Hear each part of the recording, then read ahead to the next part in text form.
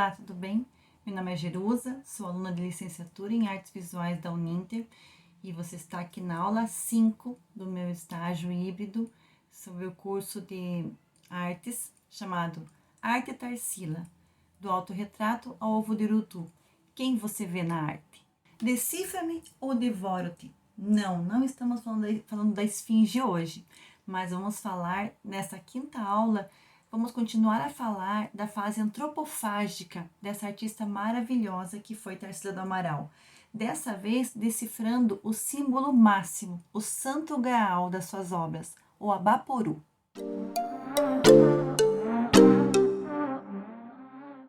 A maioria dos alunos de educação infantil e de ensino fundamental já deve ter feito alguma releitura. Se você fez educação infantil ou ensino fundamental recentemente, você fez uma releitura da obra Abaporu, da Tarsila do Amaral.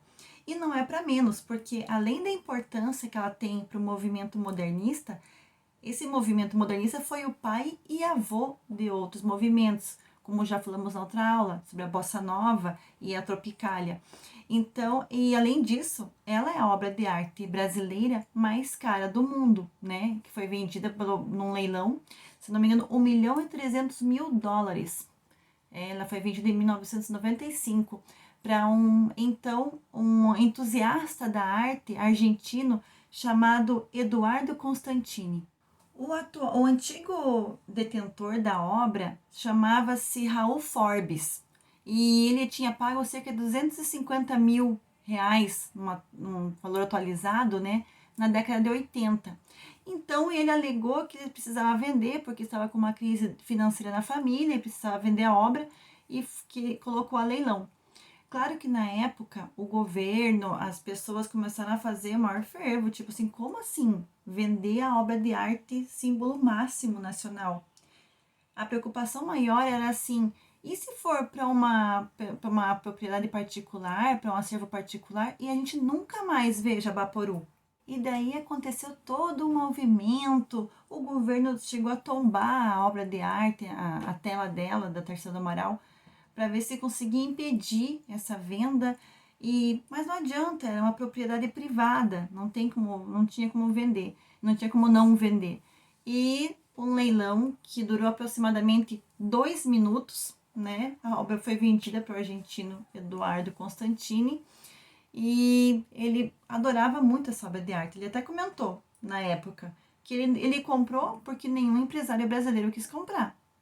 Ele estava lá, ninguém mais tentou comprar. Então, ele abriu o leilão, ele já ofereceu e já fechou. Então, a gente não pode nem reclamar que nossos empresários nem tentaram entrar no jogo, na luta para comprar essa obra. O bom é que, pelo menos, ele é um entusiasta da arte. Ele gosta, embora seja um empresário do ramo imobiliário, muito rico, ele é um entusiasta da arte. Tanto é que ele fundou, na época dos anos 2000, ele fundou o MALBA, Museu de Arte Latino-Americano, na Argentina. Ele é o fundador e o atual presidente do MALBA. Ele até chegou a falar uma vez que o Abaporu de Tarsila estava para o Malba, bem como a Mona Lisa para o Louvre. Ele gosta muito dessa obra, ele acha uma obra instigante e ela realmente fica no lugar de destaque lá no Malba. Mas isso não quer dizer que ele não emprestou para o Brasil quando a gente precisa dela, aí ele empresta. A primeira vez que ele emprestou para a gente foi em 2011, para uma exposição no Palácio do Planalto, é uma exposição sobre mulheres artistas brasileiras. E daí ele emprestou o Abaporu para essa exposição. E mais tarde, em 2016, na época das Olimpíadas, lembra das Olimpíadas? Teve Olimpíada no Brasil, né? Parece que faz tanto tempo já isso. Então, foi 2016. E ele emprestou para uma exposição no Museu de Arte do Rio de Janeiro, exposição chamada As Cores do Rio. Então, ficou lá exposta durante as Olimpíadas do Rio de Janeiro. Ele até chegou a falar numa entrevista que ele não teria problema nenhum em deixar o Abaporu aqui no Brasil, desde que o governo brasileiro fizesse uma sede do MALBA, do Museu de Arte Latino-Americano, aqui no Brasil. Ele falou que não se importaria de deixar aqui numa sede do MALBA, mas é claro que o governo nunca nunca teve a intenção de fazer esse acordo para construir essa sede aqui. Dizem que em 2018 teve um colecionador de artes anônimo brasileiro, não disseram o nome, mas diz que ele chegou a oferecer para o Eduardo cerca de 30 milhões de dólares pelo Abaporu. Mas Eduardo Constantini não quis vender. Ele falou que não está precisando, não precisa, vai deixar lá no Malba guardadinho, bonitinho. Ele também já chegou a emprestar para o Museu de Nova York, que o Museu de Nova York fez uma exposição em homenagem à Tarsila do Amaral. E daí nessa situação também o Abaporu foi para lá. Agora vamos conversar sobre essa obra icônica, símbolo máximo do modernismo e do antropofagismo, essa obra caríssima, essa obra fantástica. Vamos falar do Abaporu.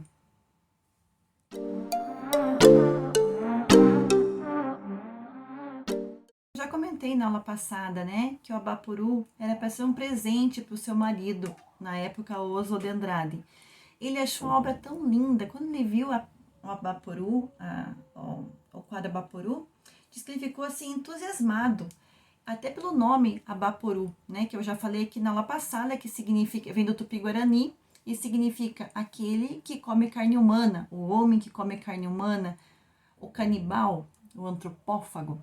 Então, quando Oswald viu aquela obra, ele disse, nossa, uau, incrível, é uma arte nova, não é cubismo, não é surrealismo, não é expressionismo, não é nenhuma escola de vanguarda europeia. Você olha de cara assim, você não consegue identificar totalmente, 100%, uma dessas obras de arte da vanguarda europeia. Então, era um estilo totalmente único e que a Tarsila, enquanto artista brasileira, criou. Veja bem, olha o símbolo máximo. Vocês lembram que eu falei do que era o movimento antropofágico? Era você pegar uma obra do estrangeiro, comer, devorar, adquirir, absorver, misturar com o que você tem, misturar com toda a sua cultura, a sua carga cultural, sua carga nativa e transformar em uma coisa nova. E literalmente foi o que Tarsila fez aos olhos de Oswald. É só a gente perceber isso. Ela pegou elementos, ela estudou expressionismo, cubismo e surrealismo e criou uma coisa dela, uma coisa né, brasileira, que é esse quadro Abaporu. Então, o Oswald de Andrade falou com o Raul Bopp, os dois se reuniram para admirar essa obra, que aos olhos do Oswald é a obra mais bonita de Tarsila, né? E eles discutindo sobre tudo isso que a gente está falando agora, imagina eles pensando e falando sobre isso.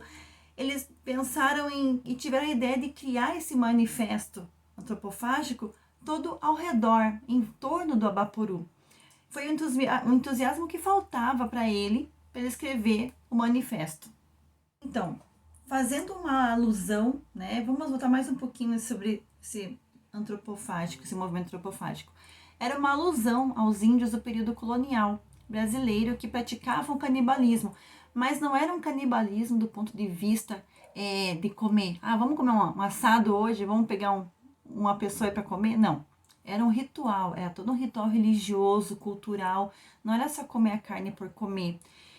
Eu até falei na aula passada da distribuição da carne, né, do cérebro que vai para a criança, das vísceras para não sei o que, a carne para os homens.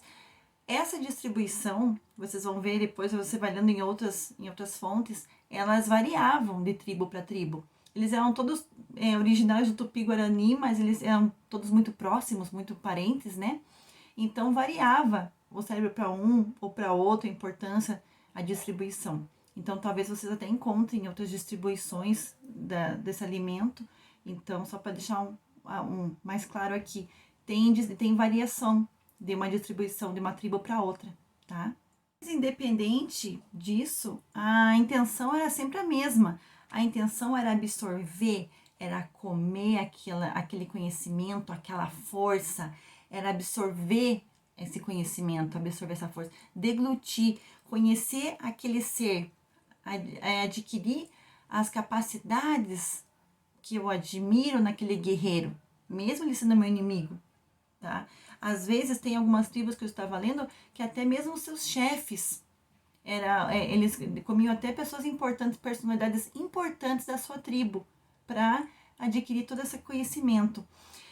Mas não faziam isso porque eu queria ser igual. Então, que fique bem claro isso. A intenção sempre é acrescentar, agregar. Então, a intenção não era ser igual àquele guerreiro, era pegar o que ele tinha e agregar com o que eu tinha, tá? Então, só para deixar bem claro sobre isso, que não era só comer para ser igual, era para comer para acrescentar, para agregar. Olhem para o quadro.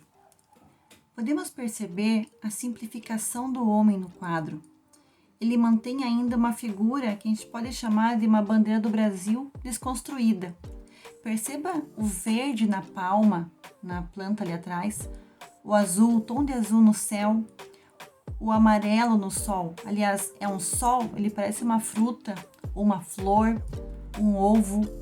Estamos olhando para um homem grande, gigante, poderoso, um brasileiro, de baixo para cima, demonstrando sua grandeza. Ou então, estamos vendo um trabalhador do campo, com suas mãos e pés grandes, plantados na terra, e uma cabeça pequena, porque não teve como se desenvolver intelectualmente. Sobre o que esse homem está pensando? Ele está pensa sobre sua existência, igual ao pensador de Rodin? Ou então ele está sofrendo, está clamando? Ele clama debaixo do sol, como a melancolia de Dürer? Ou dá para ter várias interpretações. Na pesquisa eu percebi muitas, e elas despertam, todas elas, a nossa curiosidade a respeito dessa obra. A sobrinha da Tarsila do Amaral, a chamada carinhosamente como Tarsilinha, ela escreveu um livro chamado Abaporu, uma história de amor, uma obra de amor, me desculpe. Abaporu, uma obra de amor. E nesse livro ela conta que tem uma outra teoria da origem do Abaporu. Diz que Tarsila, no seu ateliê, tinha um espelho. E um espelho que de longe ela se via nele distorcida. E se você reparar bem no rosto do Abaporu, você consegue ver um feminino nele. Dá para ver um pouco de Tarsila nele, sim. E diz a Tarsilinha que a Tarsila do Amaral se inspirou, olhando naquele espelho, seria um autorretrato, quase no artístico dela, se vendo naquele espelho. E faz sentido também, porque a gente pode perceber que é uma pessoa distorcida, né? Então faz todo sentido também. É outra teoria sobre o Abaporu. Agora vamos mudar de assunto rapidinho, mas com um bom motivo. Vocês já ouviram falar sobre intratextualidade? Bem, vou falar rapidamente para vocês, tentar explicar rapidinho o que seria a intratextualidade. Segundo o crítico literário Harold Bloom, a partir de estudos sobre a influência poética, ele nos apresentou o conceito de intratextualidade, onde dois ou mais textos de um mesmo autor se interpenetram, se influenciam, gerando uma relação intrapoética. Então, nós podemos pegar esse comentário dele relativo à literatura e dá para colocar na arte. Por exemplo, a gente pode chamar de intratextualidade quando duas obras que produzem ou se reproduzem do mesmo artista dentro dela mesma. Deixa eu tentar explicar de novo. Ele faz uma obra, faz outra obra, e essas obras têm uma simbiose, têm uma junção.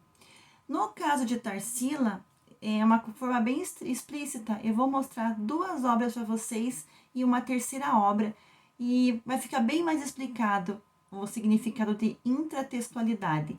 Acompanhem comigo essa obra que a gente já comentou na segunda aula, chamada A Negra, de 1923. Então, tá aí A Negra para vocês. Vocês lembram que na segunda aula, eu contando sobre a biografia de Tarsila, eu comentei que ela veio para o Brasil em meados de 22, depois da Semana de Arte Moderna, e então ela conheceu Oswald, participou do grupo dos 5, e no final de 22 ela voltou para Paris para estudar com um artista francês, o cubista chamado Fernand Léger. Vocês lembram disso? Bem, vou refrescar a memória de vocês. Então, ela mostrou para o Fernand Léger a obra de arte, esse quadro chamado A Negra. E ele ficou muito interessado na obra, ele ficou entusiasmado e até chamou os outros alunos dele para virem admirar essa obra que ele achou fantástica. Então, vocês podem perceber que nessa tela a gente tem um grande seio à mostra. Percebam esse grande seio à mostra. Isso porque a figura da negra tinha muita ligação com a infância de Tarsila. Vocês lembram, eu já contei para vocês aqui também, que ela se criou nas fazendas cafeeiras, que eram do avô dela, depois passaram para o pai dela e ela herdou mais tarde essas fazendas. Então, ela cresceu em meio a essas amas de leite que cuidavam das crianças, que amamentavam muitas vezes as crianças. Então, essa negra para ela é uma lembrança dessa infância, é uma lembrança dessa ama de leite, dessa negra que cuidava das crianças. Então, porque era muito comum as amas de leite terem amas de leite nas fazendas para cuidar de crianças pequenas, principalmente. Então, você consegue reparar que atrás dela existem umas linhas mais retas. Você consegue perceber as linhas da estética cubista atrás dela? Tem valorização de linhas retas, tem uma geometrização, né? Mas ao mesmo tempo a gente consegue perceber algumas coisinhas do expressionismo. As cores mais intensas, os traços mais hiperbólicos, umas imagens mais caricaturais, mais deformadas. Dá para perceber isso também. Então, nessa época, dá para concluir que essas obras dela, elas oscilavam muito entre o cubismo e o expressionismo. Entre o expressionismo, ora cubismo. Agora, vamos ver a obra O Abaporu novamente. Prestem bem atenção. Estão vendo o Abaporu? Então, tá aqui. Abaporu, a negra. E agora, num passe de mágica, vocês vão ver a fusão das duas. Vocês estão observando nesse quadro a fusão das duas obras anteriores? Você consegue ver a negra e o índio Abaporu? Agora, esse quadro é muito interessante, ele é denominado Antropofagia, ele é de 1929. Percebam o entrelaçamento das pernas, principalmente das pernas. Ele está bem evidente nesse X, que literalmente são as pernas de um índio cruzando com as pernas de uma negra. E essa é claramente uma definição visual, pictórica, tá desenhado. Quer que eu desenhe? Tá aí, tá desenhado o que é a proposta do movimento antropofágico. E temos aí a intratextualidade, uma obra na outra obra, né? Uma obra dentro de outra obra. E para vocês terem uma noção, agora acho que ficou bem claro o que é intratextualidade, né? Então, vocês mais percebam além disso. Esse seria a proposta visual, pictórica do movimento antropofágico na primeira fase do modernismo. Nós temos o elemento da negra, o elemento africano, o elemento, portanto, se é africano, o elemento estrangeiro. Esse elemento estrangeiro que está ali se fundindo, se misturando, cruzando, entrelaçando, se integrando ao elemento já existente, ao nativo, ao elemento indígena, ao que somos nós. Então, esse cruzamento desse elemento do indígena devorado, do estrangeiro sendo devorado pelo nativo, vai dar origem a quê? Vai dar origem à nossa identidade, à nossa brasilidade. Esse quadro está super explicando o que é o antropofagismo que a gente faz. Nós pegamos o estrangeiro, misturamos com o que é nosso e criamos a nossa brasilidade, a nossa identidade cultural. Isso só complementa, só mostra muito claramente que nós brasileiros, desde a nossa gênese cultural, Nós somos devoradores de elementos de fora, elementos oriundos da cultura externa. É uma tribo externa, é um estrangeiro, é um outro povo. Nós vamos adquirindo, vai se misturando no nosso cerne como um processo de deglutição cultural.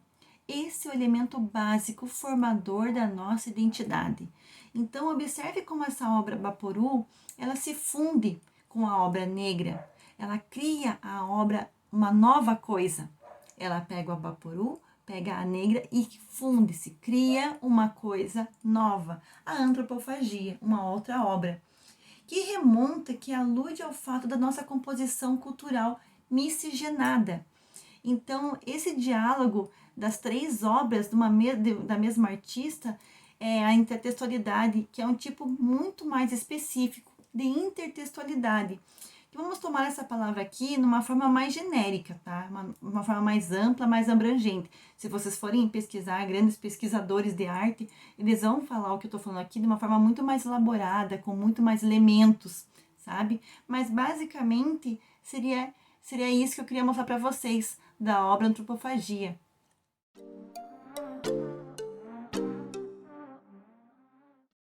Então, agora que a gente já estudou conversamos várias coisas hoje, né? A gente pegou, já falou sobre o Abaporu, onde que ele está, quanto ele foi vendido, como ela é a obra mais cara, a obra de arte nacional mais cara, né? E que foi muito importante, símbolo máximo do movimento antropofágico, que criou outras, depois mais tarde, outros movimentos muito importantes. Então a gente pode chamar ele de avô do movimento tropicalista, do Bossa Nova, pai do Bossa Nova. E que mais? A gente falou sobre a gente estudou sobre a obra Baporu, demos uma olhada nela de perto, questionamos essa obra, que é uma obra muito icônica, vale a pena, quanto mais você olha, você fica mais amando Tarsila do Amaral. E a cereja do bolo que vamos comentar, foi a cereja do bolo, para mim, pelo menos, eu gostei muito de saber sobre essa mistura da negra com a mistura do Baporu. Não a mistura só do quadro, eu tinha percebido que eu já tinha reparado que elas eram a mesma, uma releitura das duas. O que eu não entendia era essa contextualização. O que significava essa obra Antropofagia. Então, eu achei super legal, achei que valia a pena incorporar nessa aula esse conhecimento que eu não sei se você já tem, mas para mim foi bem relevante, na verdade. E é claro, para acabar a aula de hoje, primeiro você vai dar um like, por favor, dá um like, faz um comentário legal para mim. Eu agradeço muito porque vocês estão ajudando o meu estágio híbrido nessa época de pandemia, é complicado, né? Então eu fico bem feliz por você estar participando. Espero que esteja gostando também. Essa é a quinta de 6 aulas, né? A próxima vamos já nos despedir, falta só mais uma. Mas hoje vamos fazer uma releitura do Abaporu. Esqueçam lápis, esqueçam caderno, esqueçam pincel. Não quero saber de nada disso. Dessa vez, a minha proposta é que vocês façam que vocês abusem da câmera do celular de vocês. Abusem da câmera, abusem de fios, de distorções. Vamos criar uma fotografia que vocês podem distorcer, podem alterar cor, podem acrescentar letras, textos. Sejam muito criativos, tá? Vamos deixar nosso Abaporu, nosso comedor, nosso devorador à altura, pelo menos tentando chegar próximo de uma releitura do Abaporu, tá? Que é difícil você tentar fazer uma releitura de uma obra tão icônica, tão importante. Então, vamos fazer a nossa releitura humilde e singela, tá? Com uma câmera fotográfica. Eu vou deixar o meu aqui exposto, eu já fiz à tarde, e eu vou mostrar para vocês aqui. Quem quiser ver, saber mais, eu usei, deixa eu puxar um espacinho aqui. Eu usei os filtros do Instagram, eu usei também o aplicativo Airbrush e também o aplicativo Quimera, tá? Todos você encontra na sua loja, na Play Store, né? Ou na loja da Apple. Então, você se encontra esses aplicativos lá. Claro que você pode usar outros se você quiser também. Não esquecendo de fazer a sua arte fotográfica e enviar por e-mail, por favor. É muito importante que vocês enviem as artes por e-mail, tá? E depois da última aula, será enviado por e-mail de vocês também umas perguntinhas para vocês concluírem. E daí a gente vai poder fazer com essas perguntinhas que vocês vão responder para poder emitir o certificado de vocês. E então, obrigada por participar do meu estágio híbrido, sua colaboração me ajuda bastante.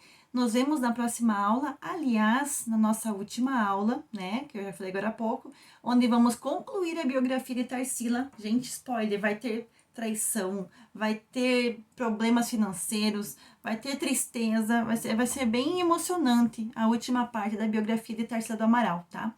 Vamos rever alguns acontecimentos marcantes da vida dela, dessa mulher maravilhosa, espetacular, que, olha, eu já gostava, mas depois de fazer esse estudo para esse curso, eu me apaixonei de verdade, tanto pelo movimento modernista, tanto por Tarsila, pelo movimento antropofágico. Nossa, vontade de ler tudo sobre isso, vontade de assistir todos os vídeos sobre isso. Amei mesmo. E também vamos fazer a observação e releitura da obra chamada Urutu. Então, dessa vez a gente vai usar alguns elementos tridimensionais. Então, vai pensando o que você pode usar. Você vai fazer conezinhos de papel, se você vai usar peças e tabuleiros, você vai fazer o que você vai fazer? Vai ser tridimensional, tá? Então, vai pensando nos materiais e nos vemos na próxima aula. Um beijo, obrigada!